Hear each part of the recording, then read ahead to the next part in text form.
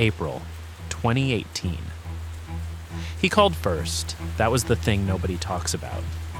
Before he broke in, before any of it, he would call the house, let it ring. Sometimes he'd whisper, sometimes he'd just breathe. And then he'd hang up and come back later.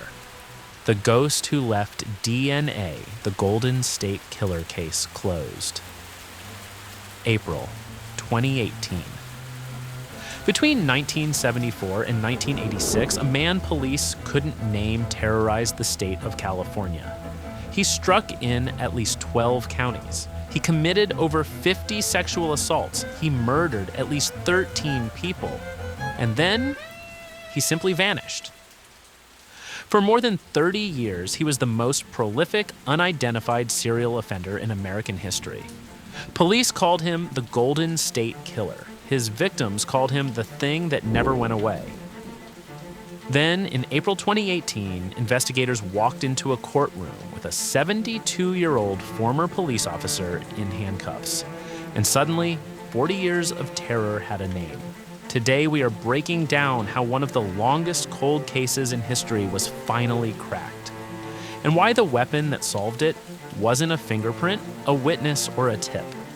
It was a genealogy website.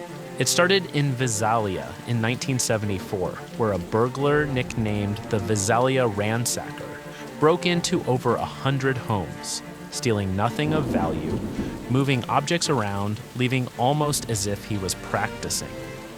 Then, in 1976, the attacks escalated.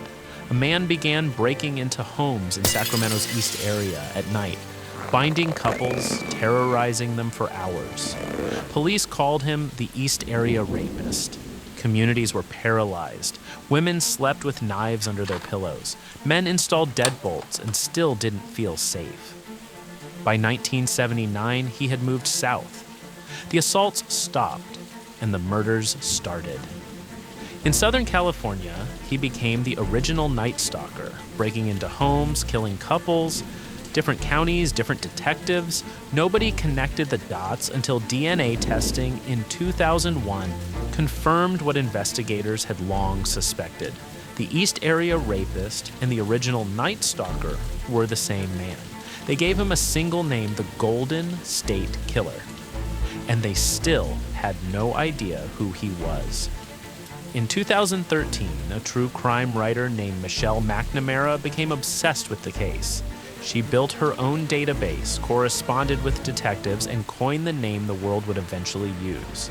She died in 2016, 2 years before the arrest, never knowing she had helped to keep public pressure alive long enough to matter.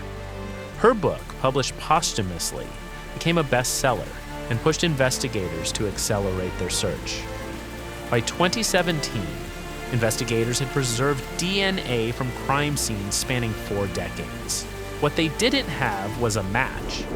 Every database came up empty, so they tried something that had never been used to solve a major case before.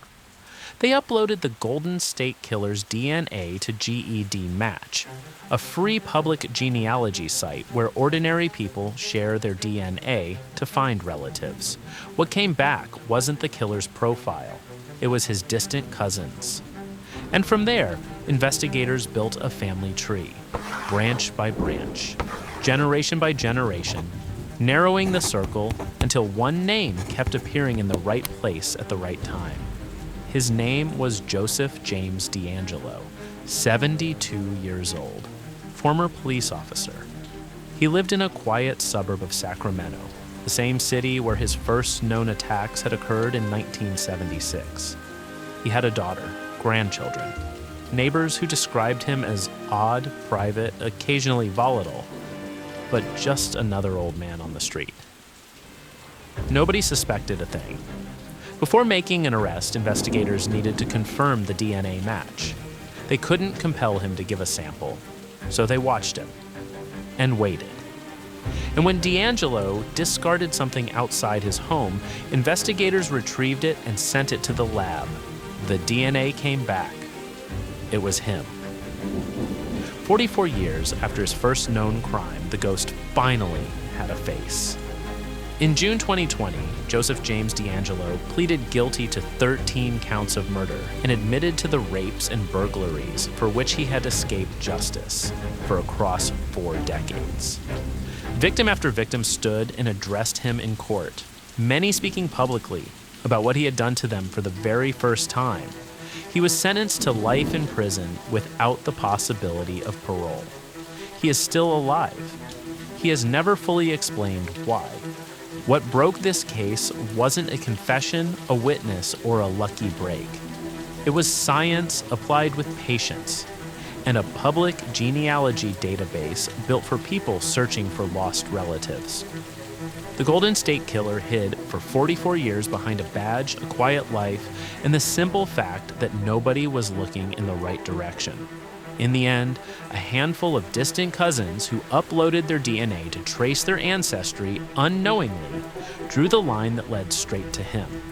Michelle McNamara wrote that she hoped one day to look him in the eye and say, "I'll be gone in the dark." She never got that chance. But her readers and the investigators she inspired made sure somebody did. If this case raised questions for you about forensic genealogy, privacy, or how cold cases get solved, drop them below. And subscribe if you want more deep dives like this one. We'll see you next time.